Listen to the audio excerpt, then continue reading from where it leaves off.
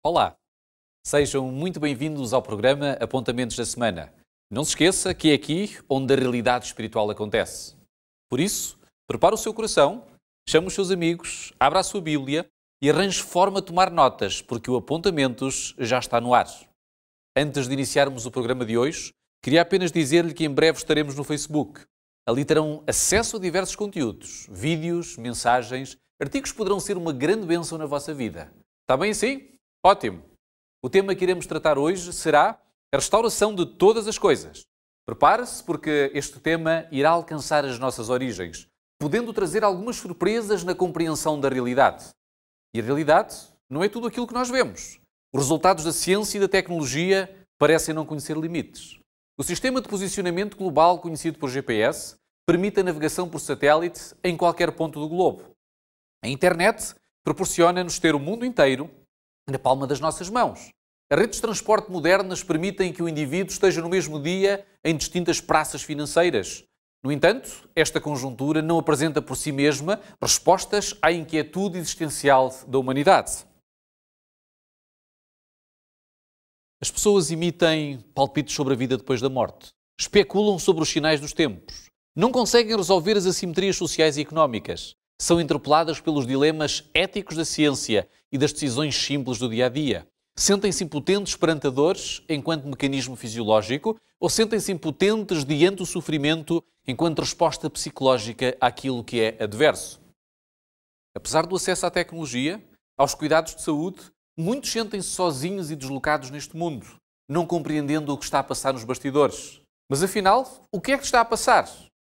Alguma coisa está errada? Perante a inquietude do ser, a subjetividade deixa de ser um paliativo e é necessária a objetividade para a restauração. A Bíblia descreve os bastidores como o grande conflito entre Deus e Satanás. Vamos ver o que diz a Bíblia no livro do Apocalipse, no capítulo 12, versículo 12. Portanto, celebrem aos céus e os que nele habitam, mas ai da terra e do mar, pois o diabo desceu até vocês. Ele está cheio de fúria, pois sabe que lhe resta pouco tempo. O mundo secularizado, com mais ou menos moral, e até retirando o elemento divino, também reconhece os bastidores como uma luta entre o bem e o mal. E na realidade é uma narrativa muito próxima à da Bíblia, contudo, negando os seus interlocutores principais. Cristo e a sua ideologia versus o diabo e a sua ideologia. Já pensou? E se o relato bíblico for a versão original de tudo aquilo que estamos a vivenciar? Então a subjetividade alcançará a objetividade. Quero convidá-lo a realizar uma viagem ao início da criação. Venha comigo. A grande maioria das narrativas evolucionistas iniciam-se na primeira molécula autorreplicativa, que deu origem à teoria da expansão do universo, o Big Bang. No entanto, existe um limite para este pensamento. Quem é que estabeleceu ou como é que surgiu a primeira molécula autorreplicativa que deu origem às formas mais complexas de vida? A comunidade ateia não tem uma resposta para esta pergunta. Inclusive, Richard Dawkins, professor emérito da Universidade de Oxford e quiçá um dos mais famosos ateus da sociedade contemporânea, neste tema levanta a possibilidade da intervenção alienígena e diz: foram os aliens. Mas ainda assim, e partindo da possibilidade destes existirem, a pergunta continua a manter-se. Quem é que teria criado ou estabelecido a inteligência alienígena? E se a inteligência alienígena fosse mesmo Deus e a humanidade não quer reconhecer o óbvio? Sabem que, como dizia Santo Agostinho, existe uma causa que precede e é a origem de todas as outras causas. E é essa primeira causa, ou primeiro motor, como já dizia Aristóteles, que nós reconhecemos como Deus. A outra hipótese é aceitar uma causa incausada que deu origem a todas as coisas, inclusive a nós próprios. Assim, se a existência é um mero acaso, se a história humana apenas se desenrola sem um objetivo definido, sem qualquer noção de infinito ou de eternidade, a existência será mesmo subjetiva, fatalista e sem sentido moral algum. No entanto, a Bíblia refere que esta é uma das estratégias doutrinárias de Satanás: negar a existência dos bastidores espirituais, retirar sentido existencial à vida e desta forma assassinar o caráter de Deus. A Bíblia retrata-o como o grande enganador. Vamos ver o que esta diz também no livro do Apocalipse, no capítulo 12 e no versículo 9. Convido a ler. Aqui a Bíblia abre-se na hora. E foi precipitado o grande dragão, a antiga serpente chamada o Diabo e Satanás, que engana todo o mundo. Ele foi precipitado na terra e os seus anjos foram lançados com ele. Agora começa a fazer sentido a noção de um grande conflito. Desconhecer a existência do inimigo num teatro de guerra, desconhecer a sua doutrina ou o seu modus operandi, torna-nos alvos fáceis. O relato de Gênesis afirma que fomos criados à imagem de Deus. Vamos ver o que diz a Bíblia no livro de Gênesis, no capítulo 1, versículo 27.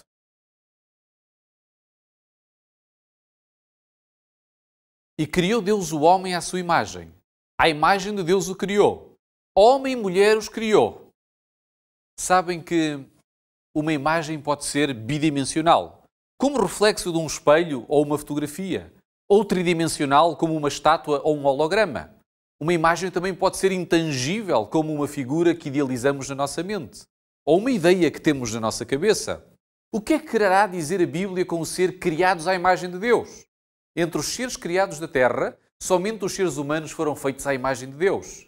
Eram seres de raciocínio elevado e não primatas em processo de evolução. Muito embora possamos partilhar uma percentagem elevada do nosso código genético com animais e até com algumas plantas, nós não deixamos de possuir a marca do autor. A história natural alega que o ser humano viveu um processo de evolução, derivando de uma forma simples para formas mais complexas. Por sua vez, a história bíblica defende a criação perfeita do ser humano, sendo a experiência do pecado aquela que inaugurou um ciclo de degeneração física, moral e mental. O método científico preconiza que os dados recolhidos sejam suscetíveis de observação, experimentação e reprodução. Até o dia de hoje, ainda não se conheceu nenhuma evidência observável da evolução darwiniana, que se tenha traduzido numa mudança de uma espécie para outra e não uma simples adaptação.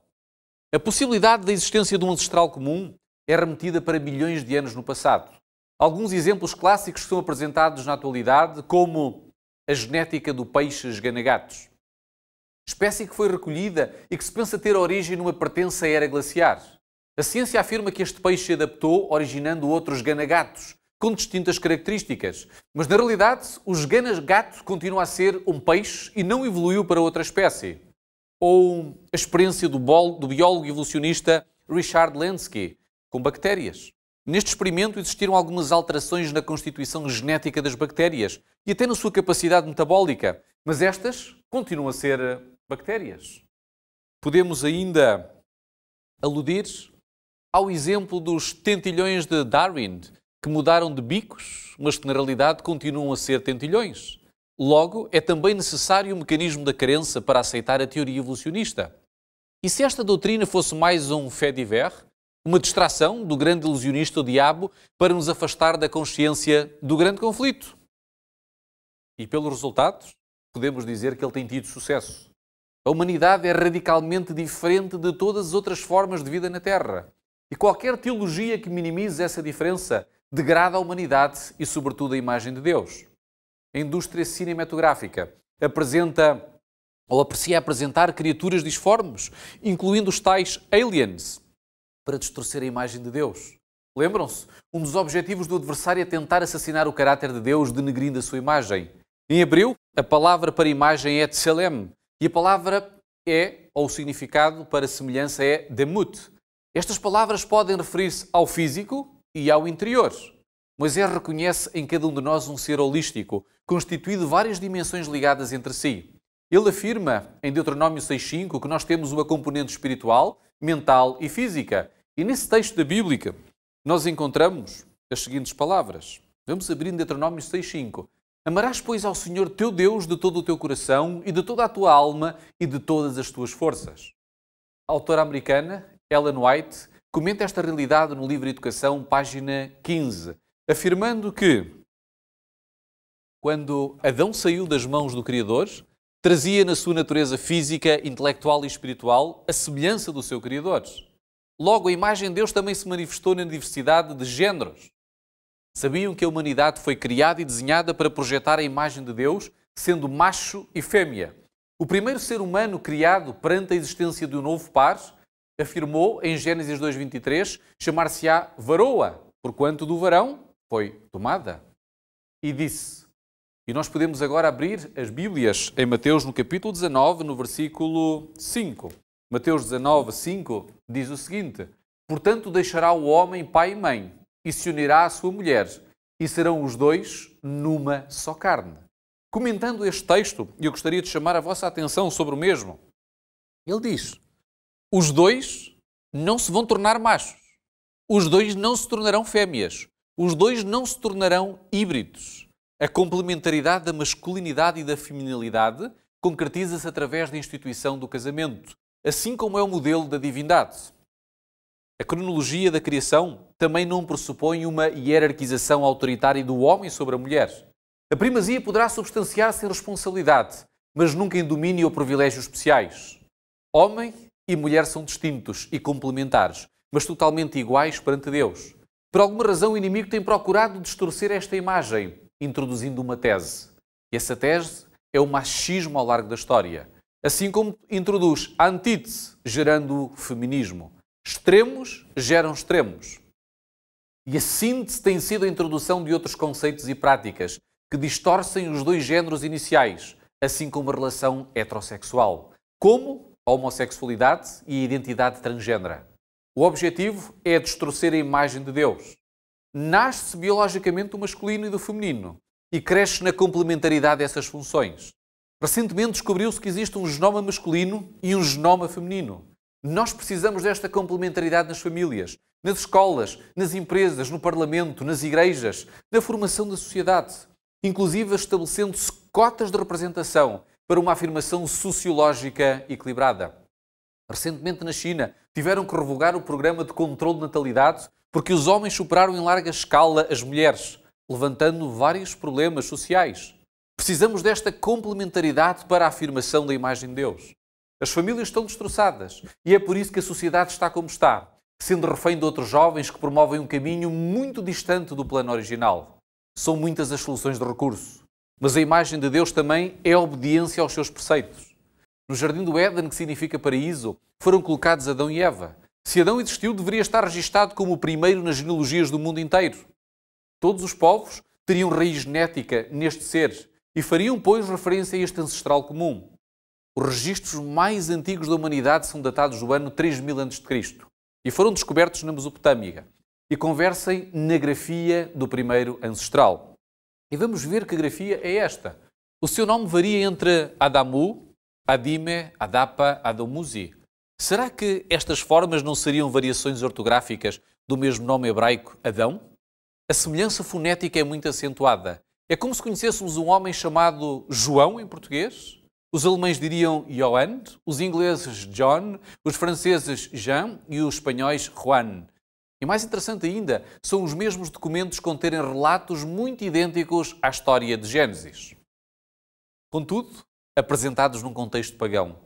Segundo a antropologia, o relato mais simples é aquele que está mais próximo da realidade e esse nós encontramos na Bíblia. No Éden, Adão e Eva foram experimentados na obediência aos preceitos divinos, através de uma árvore. Como agentes morais livres, estes seres podiam escolher livremente, senão seriam escravos do bem. No entanto, deveriam aprender que cada escolha tem a sua consequência. A liberdade deve ser usada com responsabilidade. Por curiosidade e questionando a sabedoria de Deus, transgrediram vários mandamentos. Primeiro, cobiçaram o que não era deles. Não honraram o pai. E terceiro, mentiram. O apóstolo São Tiago diz no capítulo 2, no versículo 10, que aquele que guarda toda a lei, mas se tropeçar em um só ponto, tornou-se culpado de todos os outros. Separados de Deus, fragilizaram-se perante o enganador. E esta foi a primeira sessão de mediunidade, através de uma serpente. Seduzindo-os, deu-lhes a comer do fruto e trouxe a queda e o denegrir da imagem de Deus. O pecado original em nós é uma natureza carnal que não tem prazer em obedecer. O Senhor disse-lhes que a consequência da desobediência seria a morte. Se não fosse ativado um plano de redenção, a humanidade estaria perdida. E esse plano foi mostrado a Adão e a Eva e até ao próprio diabo depois da queda. Mas ainda assim, teriam que sofrer as consequências de um mundo que deixou de ser perfeito, trazendo doença, morte e sofrimento. Em Gênesis 3,15 nós encontramos o proto-evangelho. Deus disse à serpente que esta feriria o calcanhar da mulher, que representa uma ferida provisória nos descendentes da mulher, mas que surgiria um descendente da mulher que feriria a serpente na sua cabeça. E esta profecia cumpriu-se na cruz, quando Cristo venceu para sempre o enganador. Ele expiou os nossos pecados, que significa assumir legalmente a pena que nos estava destinada. O plano de Deus é restaurar totalmente a sua imagem na criação. Em breve Ele vai regressar para acolher todos aqueles que permitiram que os princípios do Evangelho germinassem no seu coração, ainda que passemos pelo vale da sombra da morte. Em comunhão com Deus, teremos bons frutos para a eternidade. Teremos prazer em obedecer. Mas separados de Deus, infelizmente, seremos alvos fáceis, como Adão e Eva, escravos de uma natureza que é desobediente, e acabaremos por morrer eternamente. Sabe, prezado amigo, estes são os verdadeiros bastidores. E em jeito de conclusão, eu gostaria de lhe dizer: Carl Jung costumava afirmar: nascemos originais e morremos cópias, devido ao molde que nos foi imposto pela sociedade. E esta informação é preciosa. A esperança da redenção não está na criação em si mesma, ou nos diversos ensaios filosóficos ou científicos, mas no Criador e na sua doutrina. Em Cristo Jesus, a salvação está garantida. Vamos fazer o seguinte: eu vou orar por si dentro de momentos, mas depois gostaria de convidá-lo a procurar a Igreja Adventista do Sétimo Dia mais próxima da sua casa. E poderá fazê-lo através do seguinte endereço: encontre a igreja mais próxima, vá até lá, diga que é convidado especial do programa, nosso convidado de honra.